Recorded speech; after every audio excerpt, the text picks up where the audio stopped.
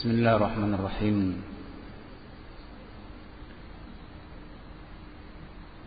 إن الحمد لله نحمده تعالى ونستعينه ونستغفره ونعوذ بالله من شرور أنفسنا وسيئات أعمالنا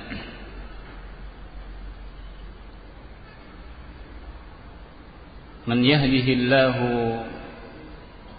فلا مضل له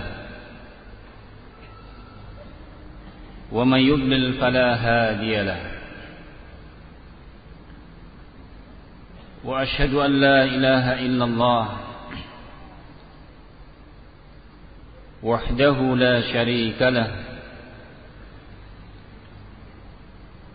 وأشهد أن محمدا عبده ورسوله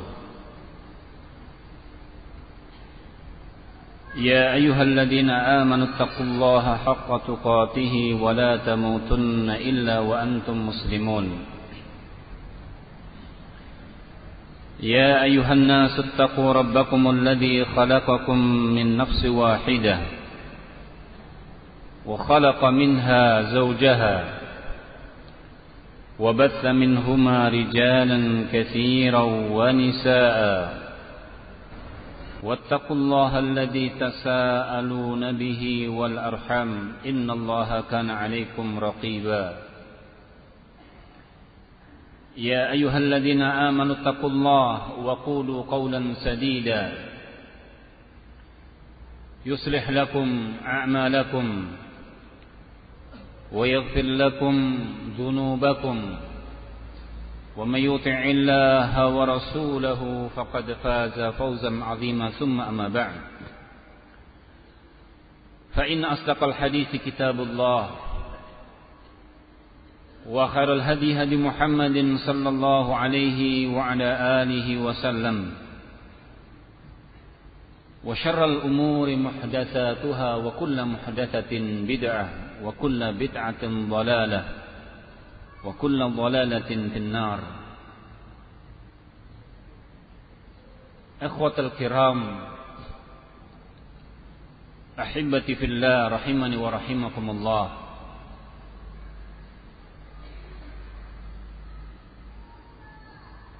Sebelum kita menyampaikan beberapa manfaat dari perkara agama,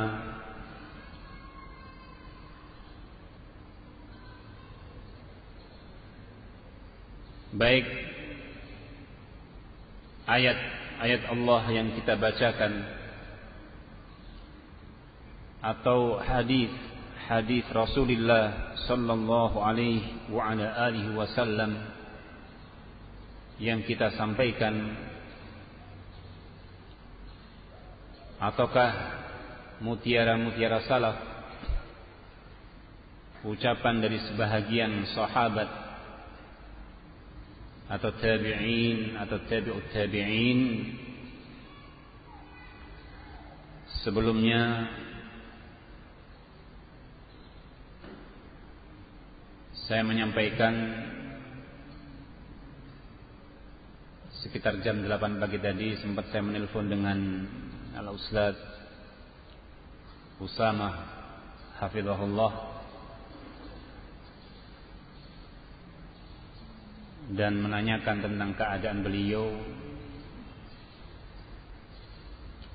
dan beliau menyampaikan masih dalam kondisi tidak memungkinkan karena terkilir dan semakin membengkak sehingga tidak bisa berjalan.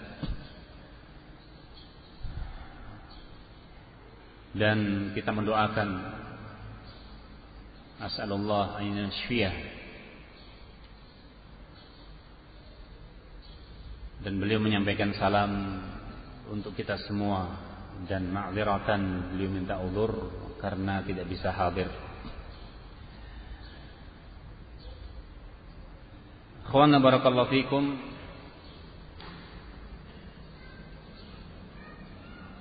Seperti yang telah disebutkan tentang rencana judul atau topik pembicaraan pada sesi daurah pertama ini adalah kepada siapa kita mengambil ilmu.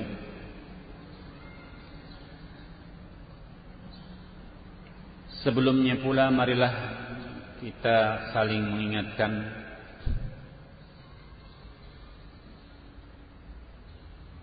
untuk senantiasa bersyukur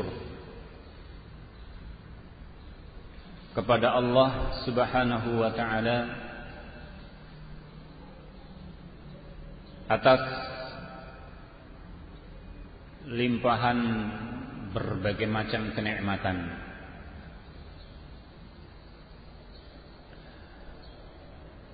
Ajakan, dorongan dan mengingatkan kepada manusia untuk senantiasa bersyukur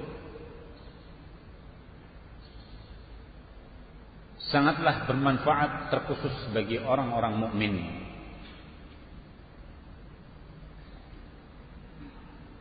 Kenapa demikian?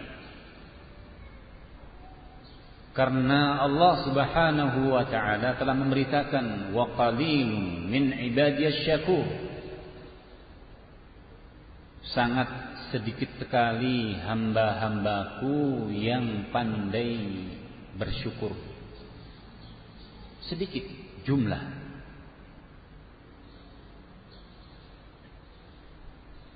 Sementara kalau kita menyaksikan jumlah kaum muslimin di muka bumi ini luar biasa jumlahnya. Terus dari situ bukankah akan muncul pertanyaan bahwa setiap masing-masing pasti bisa bersyukur? Dan tentunya jumlahnya banyak.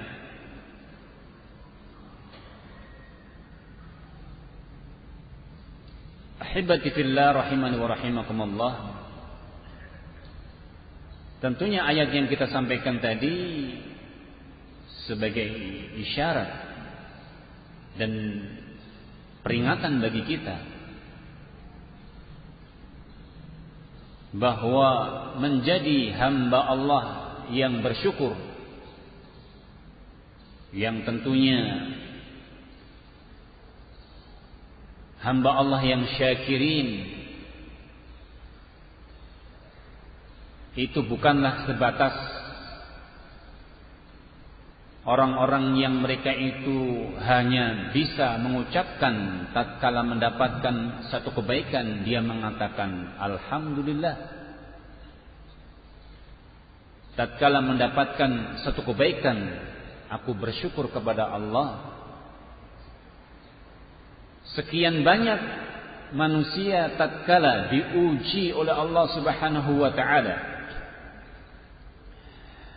bahkan dipikulkan kepadanya satu urusan yang ia dapatkan, atau dipikulkan padanya satu beban tanggung jawab, kedudukan misalnya, jabatan misalnya, yang ia peroleh dengan cara-cara yang batil. Berapa banyak yang kemudian manusia memoles, memperindah dengan mengatakan acara syukuran, dengan mengatakan ia mendapatkan satu kedudukan, jabatan, atau mendapatkan satu kenikmatan yang dikira itu satu kenikmatan hakiki. Ikhwana barakallahu fiikum. Maka sadarilah kenikmatan yang terbesar yang tidak ada tandingannya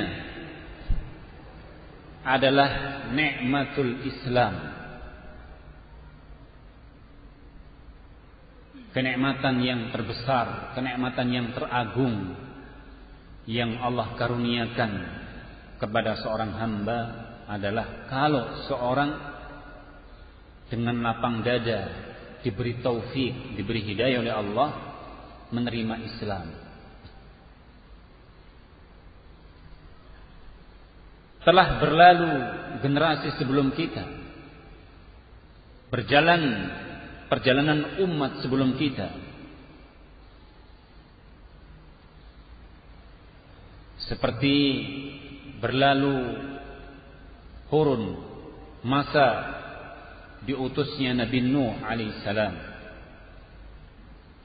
diutusnya Nabi Ibrahim alaihissalam, Nabi Musa alaihissalam, dan seterusnya hingga Nabi kita Muhammad sallallahu alaihi wasallam.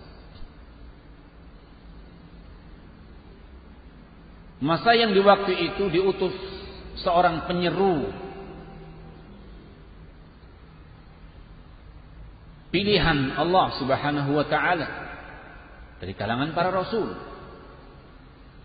Bahkan sebagian mereka adalah dari kalangan ulul azmi minar rusul. Tetapi muncul pula di zaman itu, hidup pula di zaman itu, dan hingga meninggalnya orang-orang yang tidak mengkabulkan, orang-orang yang tidak menerima, orang-orang yang tidak diberi hidayah oleh Allah Subhanahu wa taala dengan Islam yang dibawa oleh Nabi di masanya. Kaum muslimin hadirin rahimani wa rahimakumullah. Tentunya kalau kita lihat, yang menyeru adalah orang-orang yang lebih afdal ketimbang kita. Dari sisi keilmuan, dari sisi peribadahan, dari sisi akhlak, dari sisi muamalah, seluruhnya. Tetapi berjalan pula orang-orang yang enggan, bahkan menentang. Maka marilah kita syukuri kenikmatan Allah yang sampai kepada kita, di mana kita diberi taufik oleh Allah menerima Islam tanpa ada unsur menentang, tetapi yang ada ialah al-inqiyadu wat taslim, seorang tunduk, seorang pasrah, seorang patuh terhadap apa yang Allah Subhanahu wa taala perintahkan, terhadap apa yang diajarkan Rasulullah sallallahu alaihi wasallam, dan menjauhi larangan-larangannya. Kemudian satu kenikmatan yang juga tidak boleh kita lupakan untuk kita syukuri.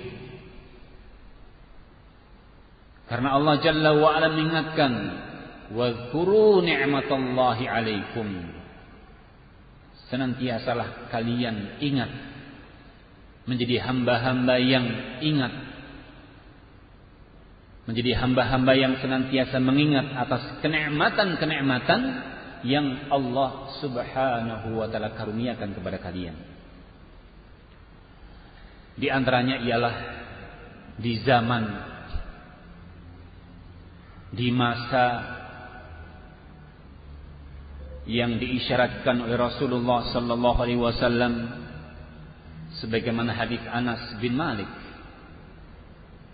la ya'ti zaman illa walladhi ba'dahu syarrum min. Tidaklah akan datang satu zaman kecuali yang setelahnya lebih buruk. Sebagian orang menanggapi hadis ini satu hadis yang bertolak belakang dengan kenyataan. Bagaimana bertolak belakang dengan kenyataan? Nyatanya jumlah kaum muslimin semakin banyak ketimbang kaum muslimin sebelumnya.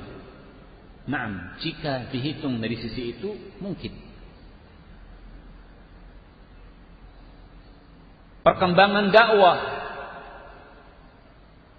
kalau boleh kita katakan terkhusus di Indonesia, di negara kita ini, untuk mencari majelis ta'lim yang betul-betul mengajarkan ilmu-ilmu yang diwarisi dari salaf di tahun-tahun mungkin 90-an, itu bisa dihitung. Jangankan di Indonesia, mungkin terkhusus di kota yang kita tempati sekarang ini, di Yogyakarta, akan terhitung kemana kita mau belajar. Bahkan kebanyakan dari kita mungkin belum tahu apa yang mestinya kita pelajari, dan apa itu salaf, dan apa itu Ahlussunnah. Karena sebahagian kaum muslimin merasa dilangkahi tatkala saudaranya di masa kita sekarang ini gencar mengatakan, mari kita ini bermanhaj, mari kita ini berjalan di atas pemahaman Ahlussunnati wal Jamaah, dengan istilah aswaja.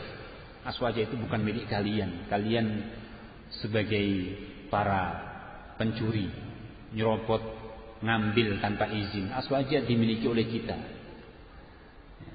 Jadi kalangan NU itu mengadakan penjernihan bahwa aswaja itu ya asalnya milik kita, bukan milik orang-orang Wahabi, bukan milik orang-orang yang berjenggot, bukan milik orang-orang yang kakinya senantiasa gantung, bukan orang-orang yang tidak pernah menampakkan senyum.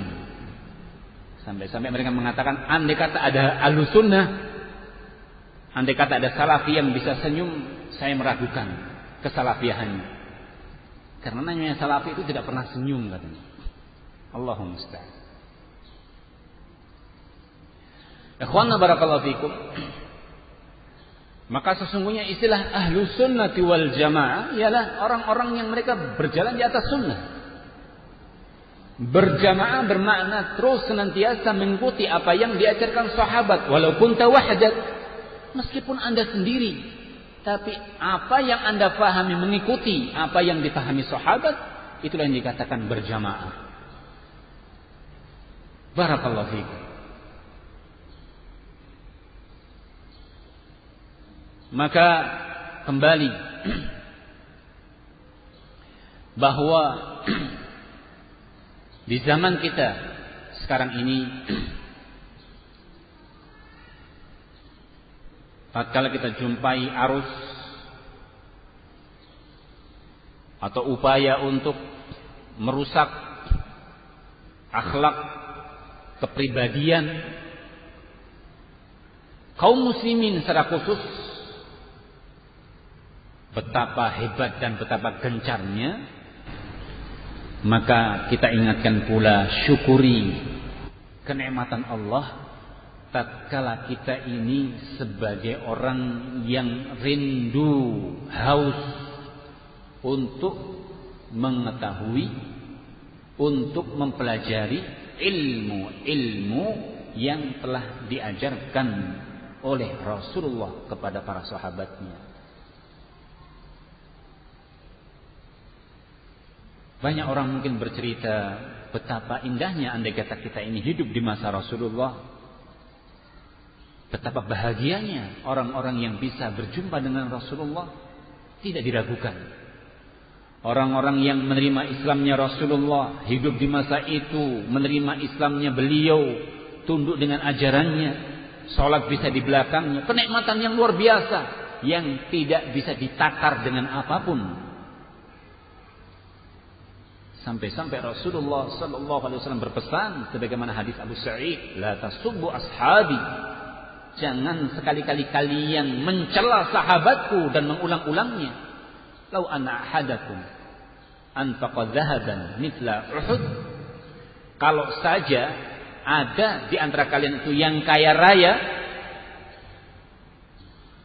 dan memiliki emas, dan emas yang dia punyai tadi setumpuk gunung Uhud, ya Mungkin sebagian orang kalau tahu tentang tambang emas di daerah Irian sana, Freeport itu punyanya dia sendiri. Terus dia infakkan, ma balagha mudda ahadihim wala nasifah. Sesungguhnya jumlah harta seperti itu di zaman sekarang seorang menginfakkannya itu belum menandingi, belum bisa menyamai sedekah infak yang diberikan oleh seorang sahabat yang jumlahnya itu 1 mud, 1 genggam atau separuhnya. Ikhwanna barakallahu fikum. Tetapi lihatlah, di zaman kita sekarang bermunculan majlis-majlis ta'lim yang menamakan dirinya sebagai majlis ta'lim. Orang-orang yang menamakan dirinya berilmu, tidak sopannya, tidak ada santunnya, bahkan yang ada ialah keberanian, kenekatan membicarakan tentang kedudukan sahabat, kemuliaan sahabat. Direndahkannya, diprotes tentang pendapatnya.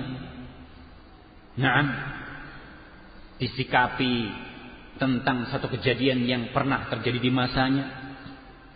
Dipertanyakan tentang keislamannya hanya karena sebab terlambat dalam masuk Islamnya, menerima ajaran Rasulullah. Dipertanyakan tentang akurat ataupun keabsahan hadisnya disebabkan karena orang yang baru belajar, pendek waktu belajarnya. Tidak sedikit yang membicarakan Abu Hurairah. Tidak sedikit orang-orang yang menisbahkan dirinya sebagai muslim dan mengajarkan agama. Mereka mempertanyakan tentang keilmuan Abu Hurairah. Hanya dengan mengatakan sahabat yang hanya 4 tahun belajar sama Rasulullah, ya perlu dipertanyakan. Tidak sedikit yang juga mempertanyakan tentang Muawiyah ibn Abi Sufyan. Dan tidak sedikit yang meragukan tentang keimanan Abu Sufyan.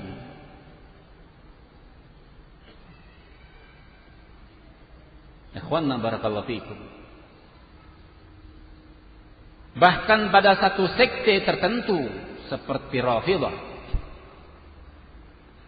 dengan keberaniannya mereka itu mengkafirkan sekian banyak deretan para sahabat. Bahkan tidak luput dari itu adalah ummahatul mukminin, istri Rasul sallallahu alaihi wasallam, Aisyah As-Siddiqah bintu Siddiq. Hadirin kaum muslimin rahimani wa rahimakumullah. Maka marilah kita ingatkan kembali untuk mensyukuri nikmat Allah berupa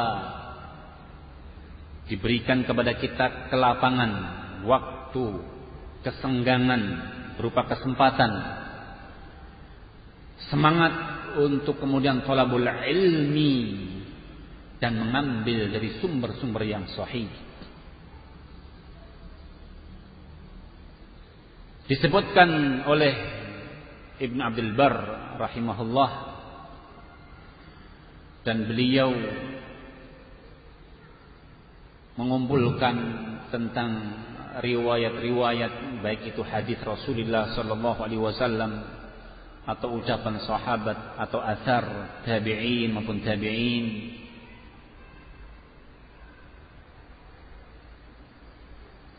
di mana sumbangsihnya beliau, kiprahnya beliau, dan dorongan besar beliau untuk menjelaskan kepada umat tentang keutamaan ilmu dan keutamaan orang-orang yang membawa ilmu, dengan kata lain para ulama.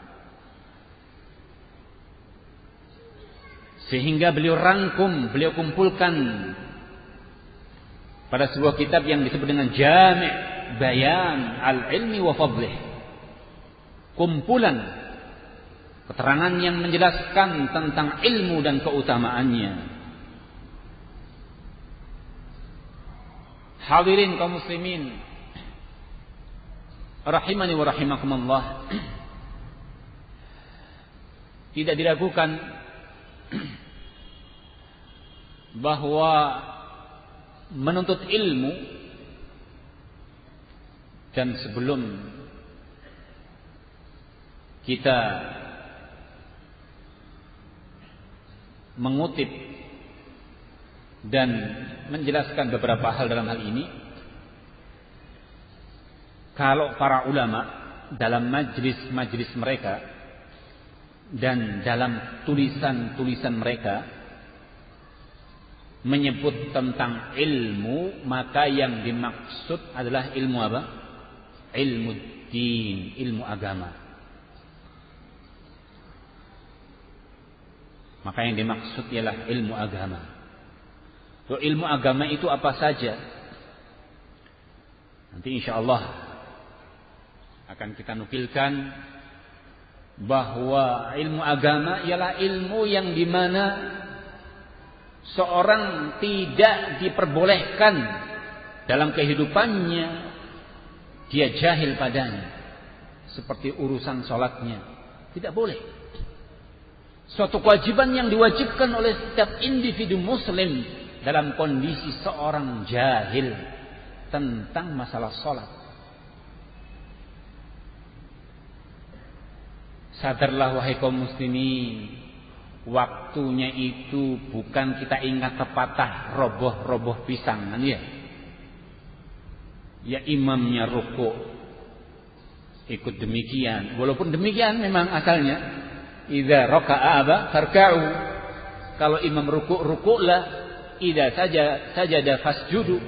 Tapi yang perlu diketahui, rukuk yang bagaimana, sujud yang bagaimana. Idza kabbara fakabbiru. Kalau imam takbir maka bertakbirlah. Bermakna jangan sampai kemudian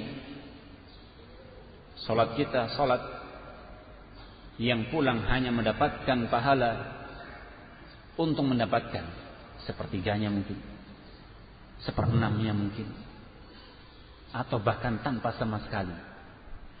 Disebabkan karena apa?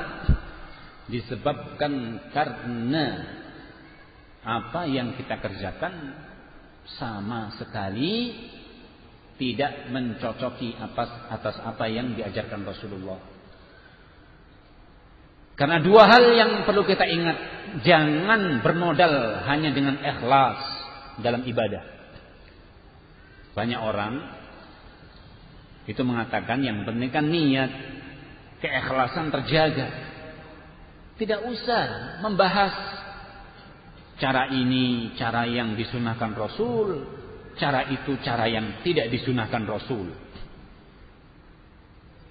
Cukuplah bagi seorang itu bangga dan senang kalau kaum muslimin semuanya sholat, walaupun dengan berbagai macam cara. Satu, kalau mau takbir muter nggak pernah selesai-selesai, imamnya sudah mau rukuk ini masih muter terus tangannya. Kenapa? Dia ingin mencari bagaimana memadukan antara kalimat Allahu Akbar dengan hatinya. Belum ketemu di mana hatinya. Nah, sebagian tidak mantap kalau ucapan takbir Allahu Akbar itu tidak terulang-ulang. Allah, terus Allahu Akbar. Belum ketemu lagi Allah Akbar. Imam sudah mungkin hampir rakaat ketiga masih begitu terus. Luput bagi Anda tentang apa? Jamaah, rugi. Dan seterusnya. Sebahagian terusik kalau sholat dengan orang-orang yang berusaha apabila sholat itu merapatkan softnya. Ini orang kalau sholat mesti nginjak kaki saya, jepit kaki saya. Awas besok, kan begitu. Diancam dia. Dengan begitu dia lari. Lebih baik sholat di rumah. Lebih baik mencari masjid yang Masya Allah mungkin panjang masjidnya, tapi dengan 10 orang sudah penuh saf awal. Kenapa? Jaraknya 2 meter antara satu orang dengan yang lain. Dikira apa? Sholat di masjid kami itu Masya Allah ukuran mungkin 20 kali 20 tapi penuh. Kenapa? Ya betul, satu saf jaraknya antara satu orang dengannya 2 meter. Bagaimana nggak penuh? Tidak banyakkah kita jumpai masjid yang semacam ini? Bala, cukup banyak kita jumpai. Naam. Akhwana barakallahu fikum. Satu pembahasan ini saja kita sudah mengenal sebuah hadis Malik Ibn al-Huwairits di mana Rasul mengatakan sallu kama ra'aitumuni usalli, salatlah kalian sebagaimana kalian melihat aku salat.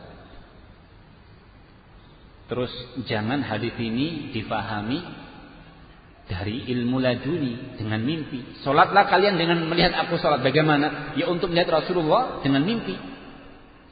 Tidak. Cara seorang melihat bagaimana salatnya Rasulullah ialah dengan orang-orang yang pernah melihatnya. Siapa itu? Para sahabat. Para sahabat pernah kita lihat? Tidak. Dengan orang-orang yang mengajarkannya. Para tabi'in dan seterusnya para ulama. Bahkan para ulama menyebutkan tentang faedah terbesar seorang menekuni dalam berjamaah ketika salat. Faedah terbesar ketika seorang bisa menekuni salat berjamaah adalah seorang senantiasa memperbaiki tentang sifat-sifat salatnya. Dan umumnya namanya manusia bisa mengambil faedah tentang tata cara sholat kalau dia rajin berjamaah. Kalau tidak, itu merasa paling hebat sholatnya. Di rumah ketika sholat, berdirinya, rukuknya, mungkin dia katakan ini sudah terpanjang. Ternyata dijumpai, wah, kok ada yang lebih panjang lagi. Atau ada yang lebih khusyuk lagi, atau gerakannya dan seterusnya. Naam. Hadirin rahimani wa rahimakumullah. Maka Allah Subhanahu wa taala menyebutkan tentang perintah dalam perihal thalabul ilm dalam surat At-Taubah. Ayat yang ke-122. Wa ma kana al-mu'minun liyanfiru kaffah. Tidak sepantasnya bagi kaum mukminin, bagi orang-orang mukmin itu kalau ada seruan jihad, perang di jalan Allah Subhanahu wa taala, itu seluruhnya berangkat. Meskipun dalam masalah pembahasan andai kata ditegakkan jihad fisabilillah itu melihat bagaimana perintah di zaman itu atau di waktu itu. Andai kata panglimanya atau amir dalam jihad memerintahkan untuk berangkat semua, ya harus taat. Nah, namun Allah mengingatkan dalam hal ini tidak sepantasnya bagi kaum mukminin mereka itu berangkat keseluruhannya. Qala falawla nafara min kulli firqatin minhum ta'ifatun liyatafaqahu fid din. Mengapa tidak ada beberapa orang, yaitu bagi kaum mukminin, yang mereka itu bertafaqquh fid din, yaitu menimba ilmu, memperdalam ilmu dari sebagian mereka. Waliyundiru qaumahum idza raja'u ilaihim. Fungsinya kalau sebagian orang itu ada yang mengkhususkan belajar, ada yang betul-betul dia mengkhususkan untuk tafaqquh fid din, memperdalam agama, jika dia kembali ke kampung halamannya apa? Untuk mengingatkan kaumnya.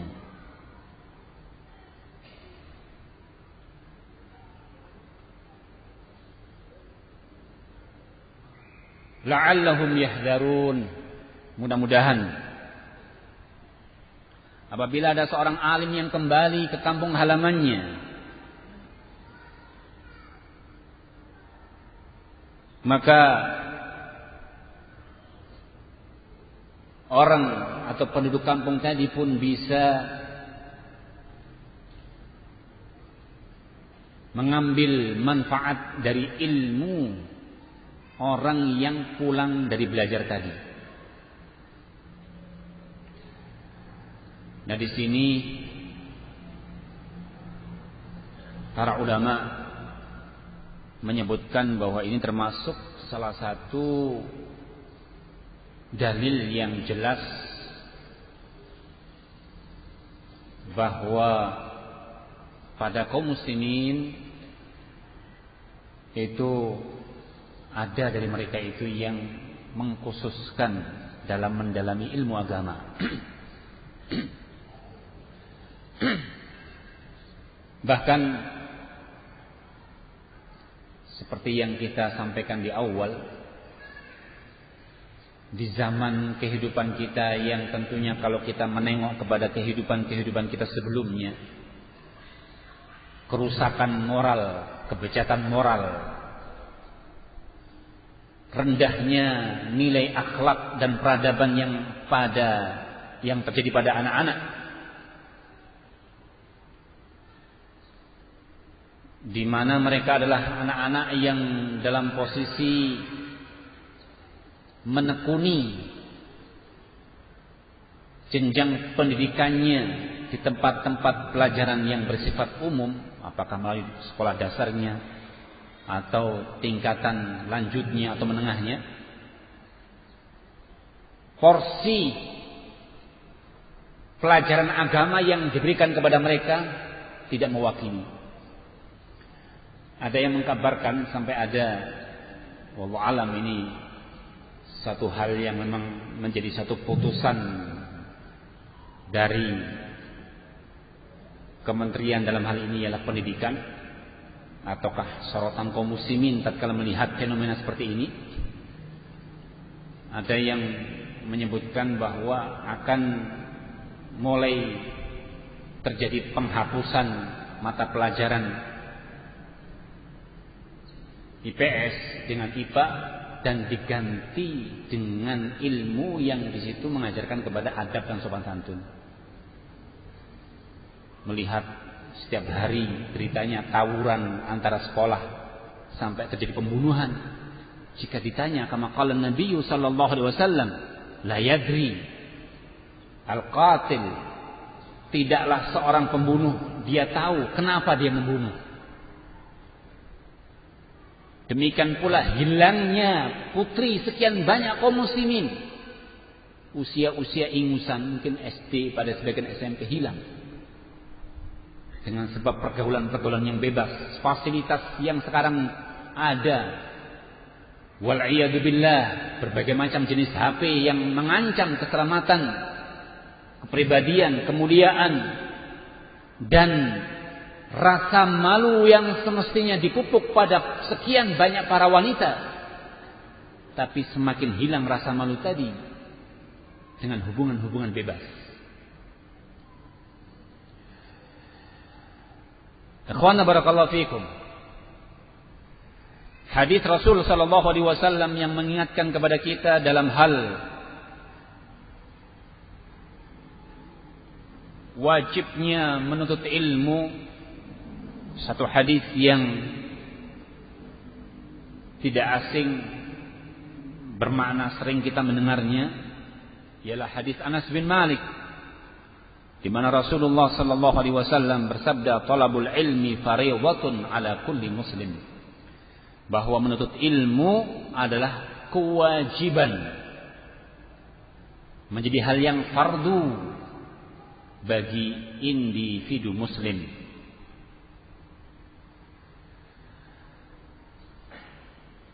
Dikatakan oleh Abu Amr rahimahullah, "Qad ajma'al ulama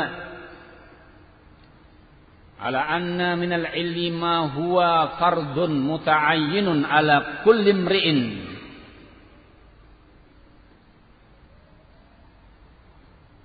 fi khassati nafsihi. Kata beliau rahimahullah, telah sepakat para ulama bahwa ada sebagian ilmu, pelajaran, pengetahuan agama itu sifatnya mempelajarinya, mengenalinya, memahaminya fardun muta'ayyinun, hal yang difardukan, yang bersifat individu, artinya tidak boleh diwakilkan. Mau belajar berangkat, wakilkan. Naam, saya tak duduk di rumah. Atau terkadang merasa saya ini kalau duduk dan berkumpul itu malah kurang lebih bisa memahami, mencerna. Saya lebih bisa mencerna kalau mendengarkan dari rekaman-rekaman, sehingga yang ikut taklim rekamannya. Pesan temannya, nih saya punya HP untuk rekam, biar dia yang taklim. Yang pinter kan nanti HP-nya nanti. Yang pinter mungkin MP4-nya. Nah, pulang ya, ketika mendengar rekamannya sambil tiduran. Masya Allah, orang belajar sambil tiduran, kira-kira seberapa persennya? Wong kita saja yang duduk begini, dengan mungkin kita upayakan perhatian yang sangat, itu aja kalau mungkin kadang kalau tidak kita ingatkan tentang satu masalah ya, tidak kita ulang-ulang, itu aja mungkin yang bisa kita ambil sekian persennya, apalagi kok sambil tiduran. Nah, tahu-tahu Masya Allah sudah selesai taklimnya ya, dia sudah menyelesaikan, sudah selesai, sudah. Gimana hasilnya? Ya, saya mendapatkan mukadimah, habis itu ngantuk, jadi selesai. HP-nya juga selesai tidurnya. Ikhwan barakallahu fikum. Jadi ada satu ilmu yang di situ kewajibannya individu, bermakna setiap masing-masing orang dituntut untuk mempelajarinya.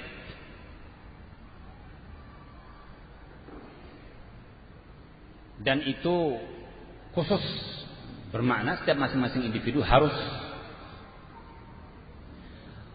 Wa minhu ma huwa fardhun 'ala al-kifayah idza qama bihi qa'imun saqata farduhu 'ala ahli dzalika al-mawdi'. Ada juga jenis ilmu, ada juga mata pelajaran, bidang pelajaran, pengetahuan yang sifatnya wajib, tetapi kewajibannya diistilahkan dengan fardu kifayah. Bermakna kalau ada orang lain yang telah mempelajarinya, maka yang lain gugur kewajibannya. Masya Allah. Pilih yang mana ini? Yang kedua atau yang pertama? Yang kedua enak ya. Kalau sudah ada yang lain yang sudah belajar kan gugur. Insyaallah. Jadi sudah selesai, kita pulang, cukup ini taklimnya.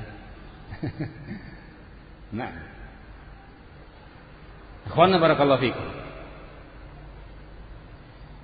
Jangan kaum muslimin berpura-pura. Berpura-pura bermakna ini kan fardu kifayah. Sudah banyak kiai-kiai.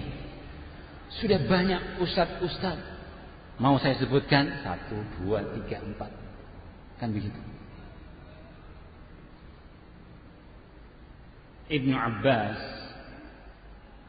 radhiyallahu anhuma itu di masa beliau mengajak ya para pemuda, karena beliau dididik oleh Rasulullah itu sejak umur masih bocah. Sampai-sampai Rasulullah itu melihat tanda-tanda bahwa anak ini anak yang cerdas, anak yang memang dia faqih. Artinya seorang yang bisa memahami satu pelajaran dengan baik. Satu kasus tatkala beliau tidur di bibinya Maimunah, istri Rasulullah, kebetulan bibi beliau tidur. Suatu malam Rasulullah ingin sholat malam, maka beliau sebelum sholat dikatakan buang hajat. Yang namanya seorang buang hajat keumumannya membutuhkan apa? Air. Maka Ibnu Abbas berinisiatif mengantarkan air. Lihat di situ. Kalau anak-anak kita diperintah saja, pulang, ya Muhammad, Ibrahim, ambilkan air itu. Hah, apa Pak? Pak Abi, ambilkan air itu sebentar ya. Nanti dulu. Saya masih sibuk main ini. Anak-anak kita sekarang begitu. Panggil terus 3 kali 4 kali. Sudah dipanggil, difahamkan, masih begitu. Nah, terus kita mengeluhkan kepada siapa? Ya kita keluhkan diri kita mengeluh kepada Allah. Kita berusaha memperbaiki. Mungkin orang tua punya andil kesalahan. Kenapa kok anak-anak sekarang seperti ini?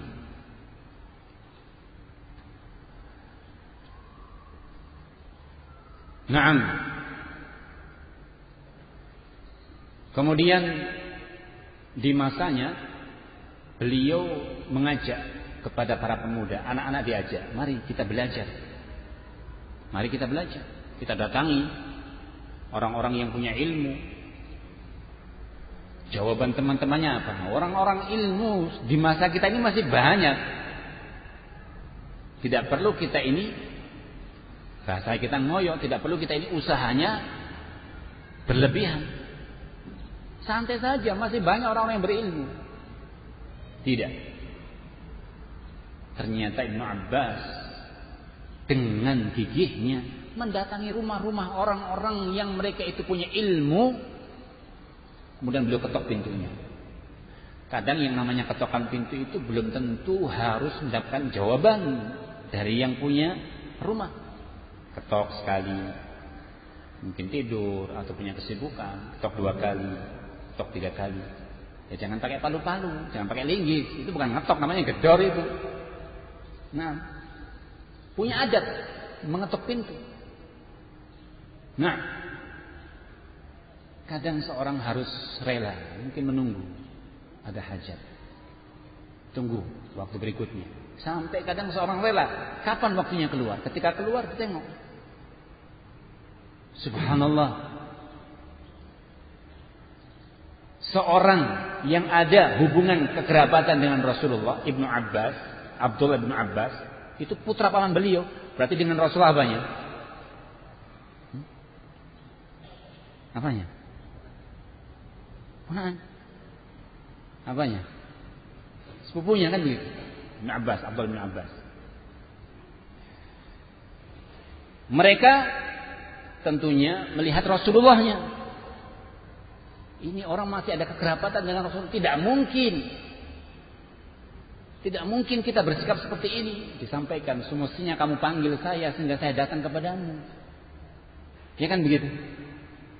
Kamu ini orang punya kedudukan, punya derajat. Semestinya kamu sampaikan pada orang lain, kabarkan kepada saya apa yang kamu perlukan, saya akan datang, akan mengajari. Begitukah yang terjadi di zaman kita sekarang? Betulkah yang terjadi di zaman sekarang? Iya. Seorang punya jabatan, mau memanggil atau anaknya belum bisa belajar misalnya Iqra, belum bisa baca. Apa caranya? Kan manggil dong. Tidak, semestinya kita datangi orang-orang yang berilmu. Begitu. Engkau adalah orang yang berilmu, harus datang dan bukan kemudian dipanggil. Tidak bermakna terus kemudian kaidah ini bahwa ilmu itu didatangi dan bukan kemudian yang datang kemana-mana. Terus dengan itu seorang kolot, ya kalau begitu kita terapkan saja. Terserah orang itu mau datang apa tidak, yang penting kita duduk di rumah. Yang mau datang ya belajar, yang nggak mau ya sudah. Kan begitu. Tidak. Wong didatangi saja masih enggan. Iya. Banyak para ulama datang. Banyak orang-orang alim datang untuk mengajarkan ilmu. Itu pun berapa? Berapa jumlah dari kaum muslimin? Belum seberapanya. Artinya kita pun menawarkan ilmu, menyampaikan ilmu, mengajarkan ilmu tanpa ada imbalan sama sekali. Itu pun seorang dalam posisi masih enggan. Apalagi sampai kemudian pasang tarif. Satu lembarnya. Satu lembar begini, baca begini. Tahu. Ini kalau kuliah, kalau ini mungkin bisa setahun, 2 tahun. Sudahlah, murah sajalah. Per lembarnya 10.000 per masing-masing orang. Masya Allah. Bahaya ini. Atau hitungannya mata pelajaran. Antum tahu ini untuk menyelesaikan satu kitab ini. Ini mungkin kalau di tempat-tempat resmi jenjangnya 4 tahun. Berapa biaya yang dikeluarkan? Setelah dengan saya itu 100.000 saja selesai mata pelajaran ini. Orang mungkin mengatakan 100.000 itu seberapa sih kan begitu? Bukan demikian. Loh, kenapa kok kita katakan itu? Ada juga yang melakukan seperti itu. Ada juga yang melakukan begitu. Bahkan istilahnya kalau membuat daurah, membuka pelajaran, dibuka misalnya kajian selama seminggu, mata pelajarannya per hari 3. Yang mengikuti 1 tarifnya sekian, yang mengikuti 2 tarifnya sekian, yang mengikuti 3 gratis 1. Wong digratiskan saja semua, kadang-kadang banyak yang nggak datang. Nah, ikhwana barakallahu fikum. Kembali, jadi ternyata ilmu itu ada yang bersifat apa tadi? Fardu ain, kewajiban individu untuk mempelajarinya, dan di situ ada pula yang bersifat fardu kifayah. Artinya bagi seorang apabila ada yang lain yang telah mempelajarinya, maka gugurlah atas yang lain. Kemudian waqtalafu fi talkhis dzalik. Kemudian para ulama berselisih dalam merangkum hal ini.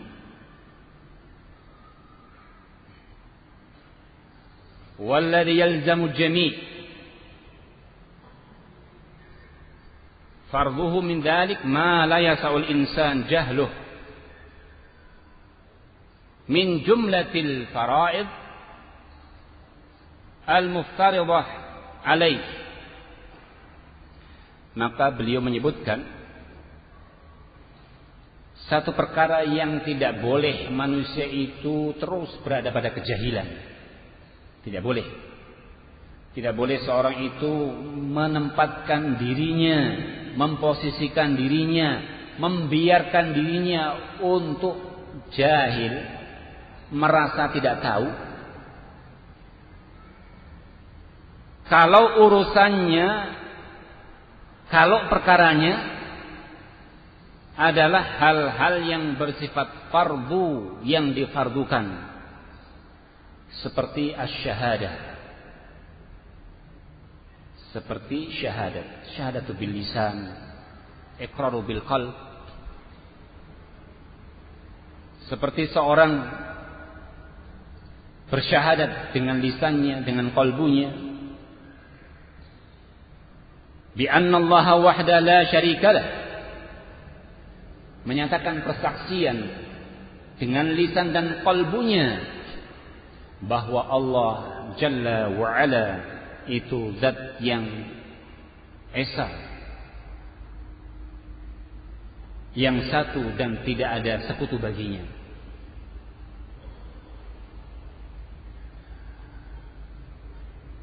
Bermakna lebih daripada ini bahwa tidak boleh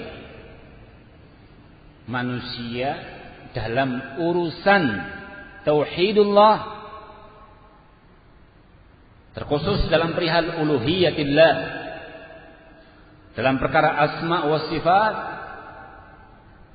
kemudian dalam ini berpura-pura mengatakan bahwa ilmu ini ilmu yang cetek, ilmu yang gampang, ilmu yang sehari 2 hari itu bisa selesai, bahkan bisa diwakilkan. Loh, kita ini orang-orang yang berakidah. Bukankah kita ini muslim dan itulah akidah kita? Fahami bahwa istilah akidah, istilah yang di situ dipakai kepada satu keyakinan yang bersifat umum, bermakna orang-orang yang punya keyakinan batil pun, orang-orang yang punya keyakinan rusak pun, pemahaman yang rusak, pemahaman yang sesat juga boleh mengatakan itu akidah kami. Boleh. Dan itu tidak salah. Artinya penyebutan itu tidak salah. Tapi yang salah ialah keyakinannya, yang dengan itu pula maka batil pula ajarannya. Misal seorang memiliki akidah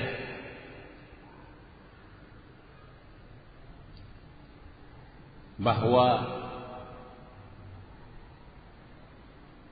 Allah Subhanahu wa taala itu di mana-mana atau menyatu dengan apa? Makhluknya. Ya, mungkin dengan bahasa yang kadang sering kita dengarkan, akidahnya wahdatul wujud misalnya, atau ilhad. Itu juga dikatakan akidah. Maka para ulama sering menyebut akidahnya Khawarij, akidahnya Mu'tazilah, akidahnya Murji'ah. Murji'ah orang-orang yang mereka mengatakan bahwa seorang yang beriman, seorang yang taat itu tidak dipengaruhi dengan amalannya. Kemaksiatan dia tidak berpengaruh kalau orang itu sudah beriman. Dengan teori itu orang yang baru masuk Islam sama keimanannya dengan para sahabat. Kualitasnya sama. Apa benar demikian? Sekali-kali salah, tidak sama. Tapi mereka mengatakan demikian. Namun yang menjadi pengkhususan ialah kalau seorang mengarahkan kepada apa yang disilakan kepada tauhid. Oleh sebab itu seorang wajib, setiap masing-masing individu bersaksi dengan lisan dan qalbunya mentauhidkan Allah dalam uluhiyahnya, mentauhidkan Allah dalam asma wa sifatnya, mentauhidkan Allah dalam perihal rububiyahnya. Banyak pula kaum muslimin, saya ini sholat, saya ini puasa, berpenampilan sebagaimana layaknya kaum muslimin. Tapi giliran ketemu dengan kuburan-kuburan keramat, kuburan-kuburan wali, wal a'yadzubillah, pengkultusannya luar biasa. Kalau tidak minta kepada Allah di tempat ini tidak mantap. Kalau tidak minta melalui penghuni kuburan ini tidak akan sampai. Kalau membaca Quran tidak di tempat ini tidak menenteramkan. Kalau tidak memberikan sesuatu kuburan ini, hati-hati, masing-masing orang siap-siap berjaga-jaga atas musibah yang akan menimpa dirinya. Terus kalau begitu apa? Apa yang terjadi pada kaum muslimin? Salahkah akidah mereka? Salahkah pada tauhid mereka? Salahkah jika kemudian kita katakan bahwa tidak jauh berbeda apa yang mereka lakukan dengan apa yang dilakukan kaum musyrikin? Salahkah jika kita katakan demikian? Kata mereka, salah, kaum musyrikin dulu tidak sholat. Di situ katanya. Salah, kaum muslimin dulu tidak puasa. Betul. Demikian. Tapi yang perlu kita perhatikan bahwa praktek-prakteknya tidak ada perbedaan. Sehingga dari situ lontaran ucapan-ucapan orang-orang yang tidak senang mengingatkan kaum muslimin yang terjatuh dalam satu dosa yang terbesar berupa kesyirikan, karena kezaliman yang terbesar, kesalahan yang terbesar yang dilanggar oleh kaum muslimin itu ketika menyekutukan Allah. Ketika bangkit untuk menanamkan bagaimana saudaranya diangkat supaya tidak terjadi pada kesalahan terbesar yang mudah-mudahan Allah Jalla wa'ala mengampuni dosanya walaupun bergelimang dengan perbuatan dosa dan akan dimasukkan ke dalam jannah. Rasa cintanya kaum muslimin terhadap saudaranya itu masih divonis. Ini gerakan Wahabi seperti ini. Ini gerakan orang-orang yang memecah belah umat. Ini gerakan orang-orang yang tidak punya belas kasih dengan orang-orang muslim yang sudah menampakkan keislamannya. Bahaya ini. Di manakah letak kecemburuan kita apabila kaum muslimin dalam kondisi terjatuh dalam perbuatan-perbuatan kesyirikan yang kemudian kita mendiamkannya? Hadirin kaum muslimin, ikhwanna barakallahu fikum. Kemudian termasuk perkara yang perlu setiap masing-masing individu untuk menanamkan. Dia bersyahadat dengan lisan dan qalbunya bi annallaha lam yalid wa lam yulad wa lam yakun lahu kufuwan ahad. Harus ditanamkan satu keyakinan, Allah itu tidak beranak dan diperanakkan. Orang mengatakan, "Oh, tiap hari kita ini kalau sholat bacaannya surat Al-Ikhlas, masa bisa?" Seorang sampai jatuh kepada mengkultuskan bahwa Allah Subhanahu wa taala itu apa? Beranak dan diperanakkan. Mungkinkah seperti itu? Mungkin saja terjadi.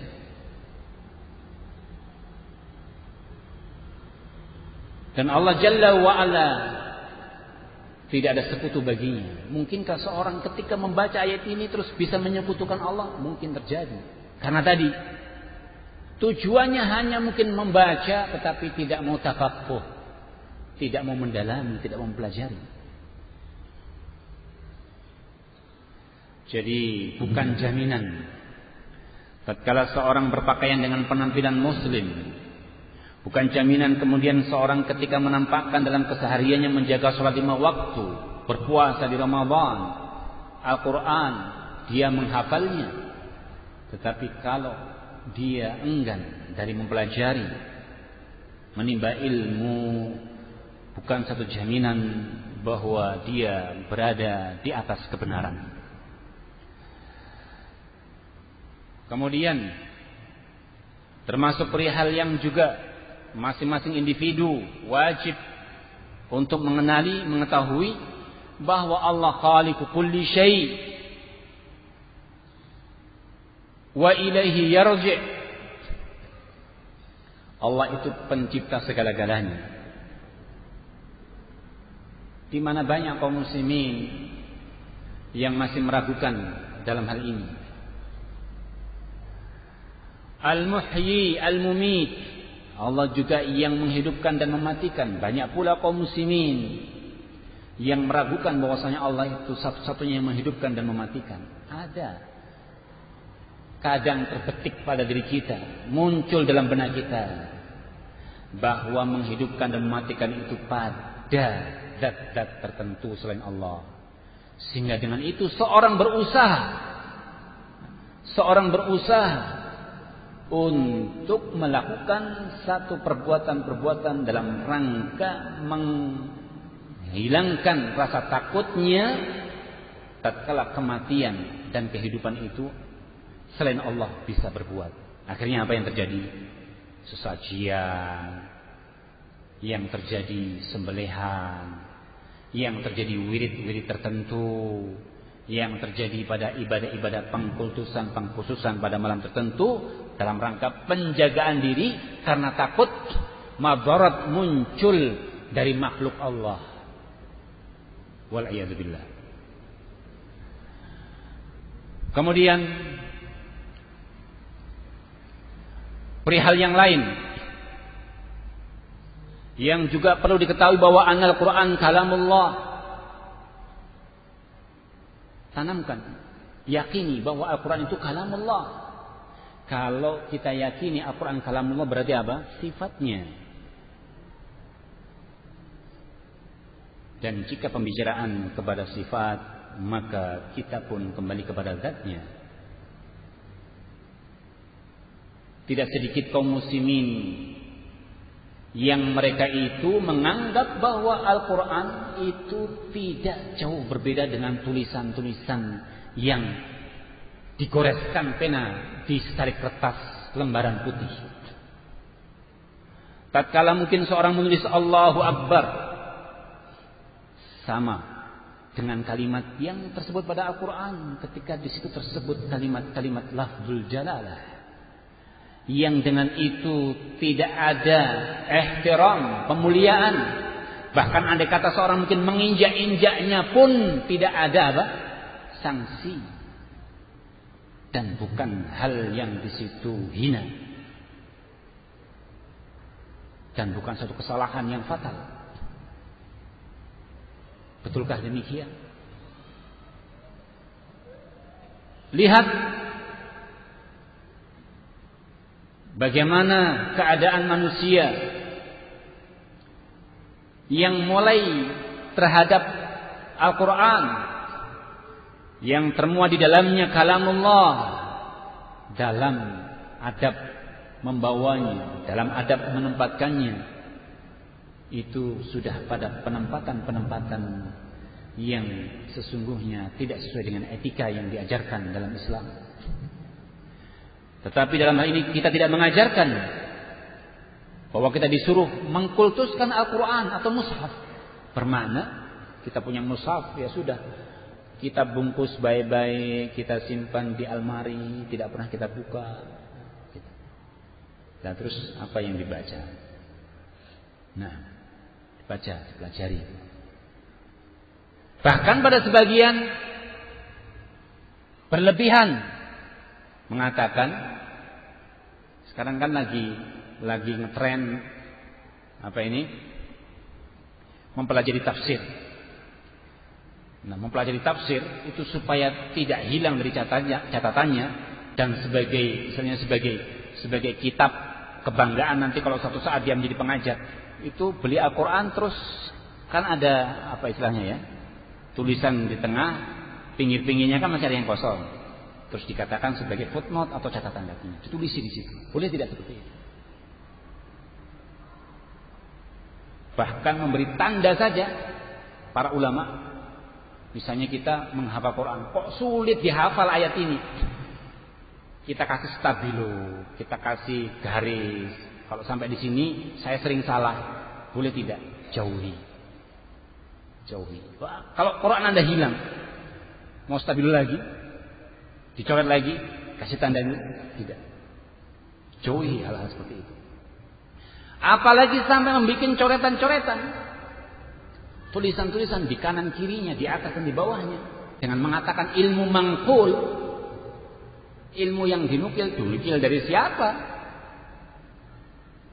Tafsirnya, tafsir dari siapa? Na'am. Intabihu.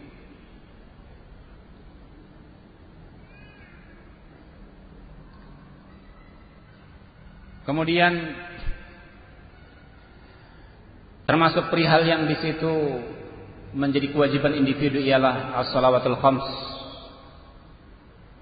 yang dimana seorang ada kelaziman, kewajiban untuk mempelajari tentang perihal, karena salat itu perkara yang wajib, maka ma la yatimmu bihi atau illa bihi fahuwa wajib kafaharah. Di antara hal yang menjadi perkara wajib bagi kita mempelajari, seolah-olah tidak ada urusan dengan salat, padahal besar kaitannya ialah masalah taharah. Ternyata ketika seorang ingin membenahi benar dan tidaknya, baik dan buruknya, salah dan benarnya tentang masalah salat ialah sebelumnya masalah apa? At-taharah, bersuci. Dan seterusnya. Ikhwan barakallahu fikum. Tentunya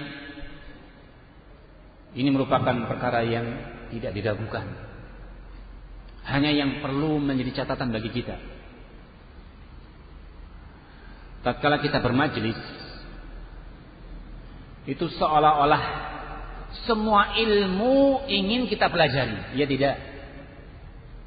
Ternyata kok kita ini jahil. Semua banyak yang belum kita pahami.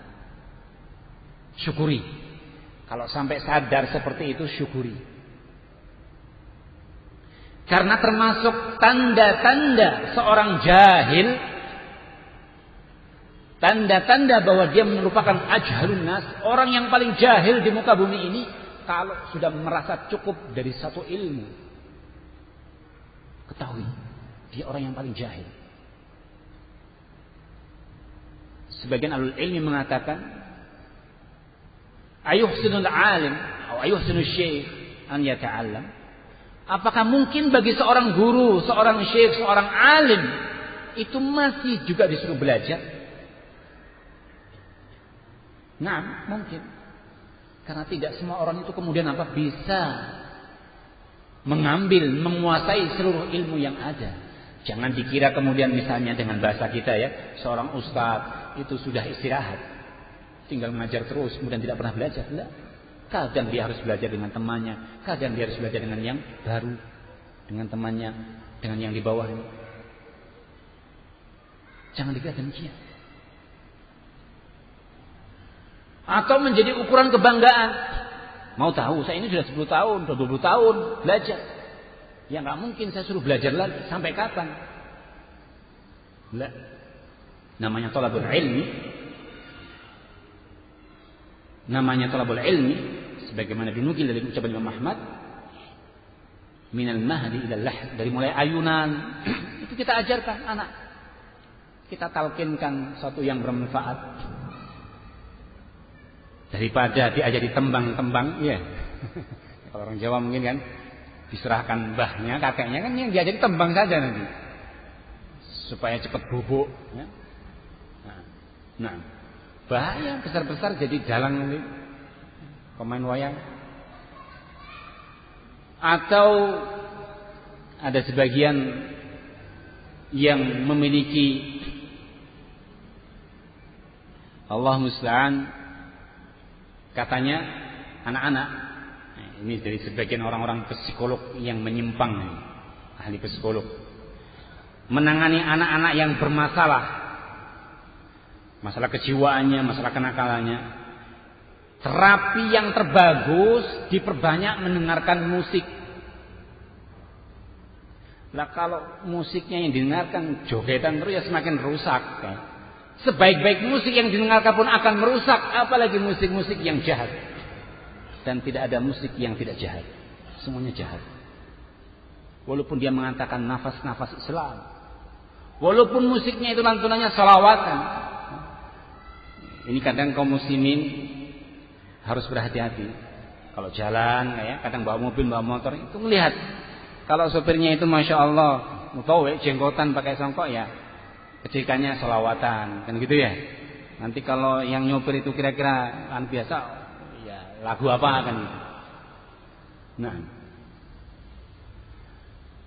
jadi sebagian mengatakan penuhi dia dengan lagu-lagu, dengan musik-musik.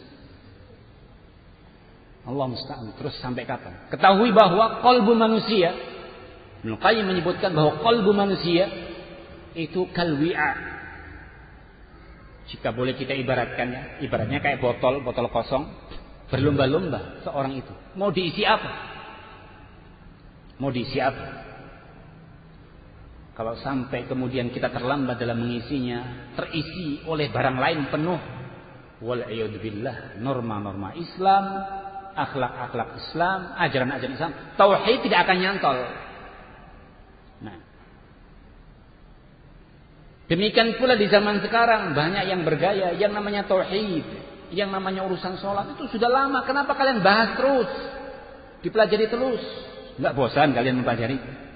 Belajar tauhid, belajar masalah sholat, urusan wudu itu bisa sehari 2 hari selesai, sudah. Yang penting di zaman sekarang itu bagaimana menumbuhkan kepada para pemuda untuk mereka itu tanggap dengan perubahan-perubahan yang terjadi di negaranya. Bagaimana pemerintah, bagaimana keadaan sekarang ini, apa yang terjadi, naik turunnya harga BBM, naik turunnya sembako, kita harus mengikuti seperti itu. Kapan kita demo, kapan kita, kan anak muda, mumpung semangatnya apa? Semangat anak muda, jiwanya masih apa? Bergejolak. Dibimbing pula. Sekarang ini pemerintah kita ini bukan wulatul umur katanya, bukan penguasa yang ditaati. Jadi apa jadinya? Ya kita harus membuat negara di bawah tanah. Apa sih ya? Cacing, orang-orang dan sebagainya. Kan begitu ya? Bermakna negara di bawah negara. Terus bagaimana aja nih para pemuda? Bawa senjata. Miskin. Seorang aparat, seorang yang berkhidmah mungkin kepada pemerintah tidak tahu salahnya. Dibunuh dengan begitu mudahnya. Gara-gara apa? Setiap yang bersandang, setiap yang beratribut dengan atribut-atribut pemerintahan, didik mereka. Ini para pemuda mungkin senang.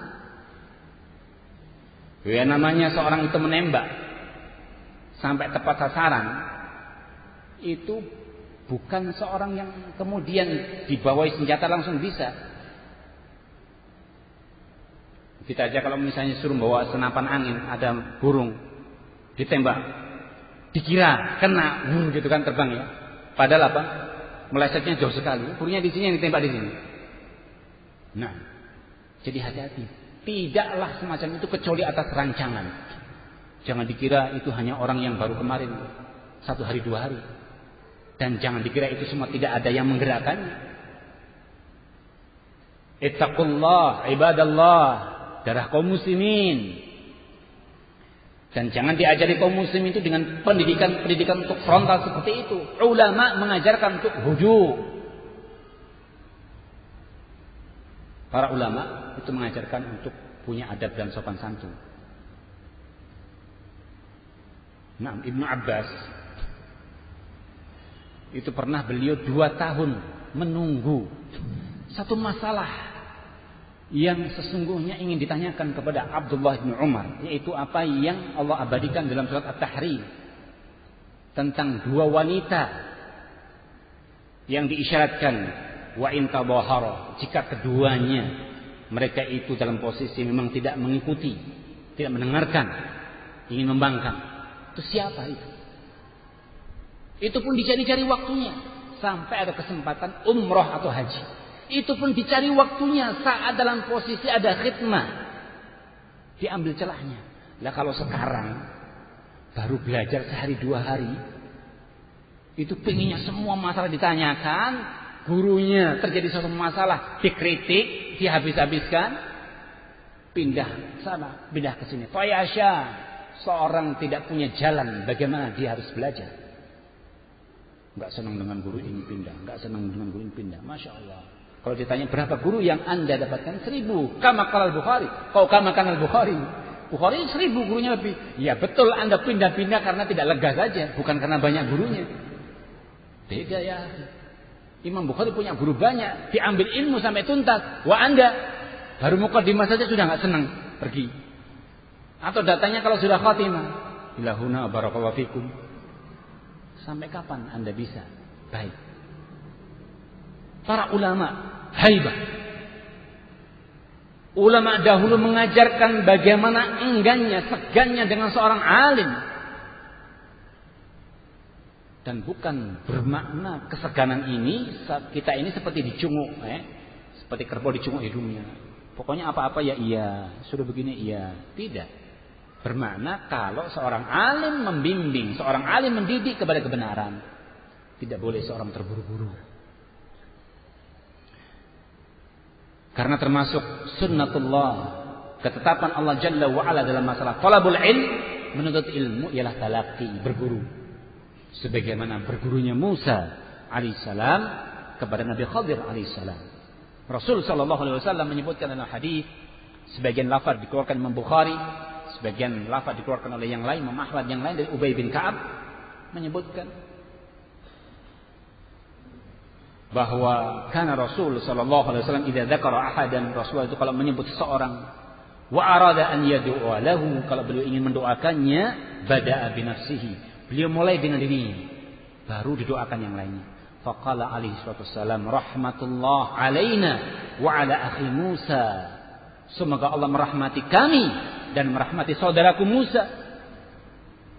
Laula ajal, andai kata beliau tidak terburu-buru menanyakan setiap tindakan yang dilakukan Khadir alaihissalam, la ra'a ajab min dzalik, akan mendapati urusan yang lebih aneh ketimbang yang telah dijumpainya.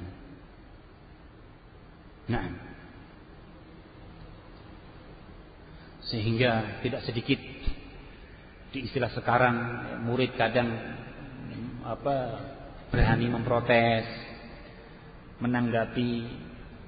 Tetapi sisi lain yang juga perlu kita ajarkan ialah jangan tuntutan itu dari para murid. Bermakna terus kita tangkalkan bahwa murid itu harus hudu, mereka dalam kondisi beradab. Paling tidak juga sang guru juga punya adab, supaya apa? Para murid itu apa? Menghargainya, memuliakannya. Kemudian para murid merasa segan padanya. Dinukil dari ucapan salaf, syaitan itu kadang lebih berat menghadapi diamnya seorang alim. Lah kalau diamnya kita mungkin ihtimal ya, diamnya ngantuk, diamnya mikir apa nggak tahu. Tapi seorang alim kalau diam itu luar biasa, hati-hati. Nah, dia berbicara sesuatu kalimat per kalimat. Kemudian ada suatu masalah dia diam. Nah, ini syaitan lebih berat menghadapi seperti itu. Lebih berat menghadapi. Nah, terus gimana kita? Suruh banyak diam? Ya tidak. Jangan sampai nanti dengan kebatilan kita diam, dengan suatu kesalahan kita diam, dengan apa yang terjadi pada saudaranya kita diam, tidak.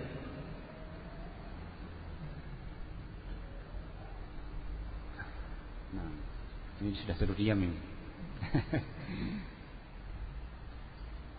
Baik, ini gimana? Dilanjutkan habis zuhur atau? Tapi insyaallah kita sambung sejenak pada zuhur ya. Beberapa faedah dan ada tadi beberapa pesan dari Ustaz Usama, insyaallah mungkin kita sampaikan pada zuhur. Mudah-mudahan Allah Subhanahu wa taala memberikan taufik kepada kita untuk persiapan salat zuhur. Ilahuna barakallahu fikum wa jazakumullahu khairan.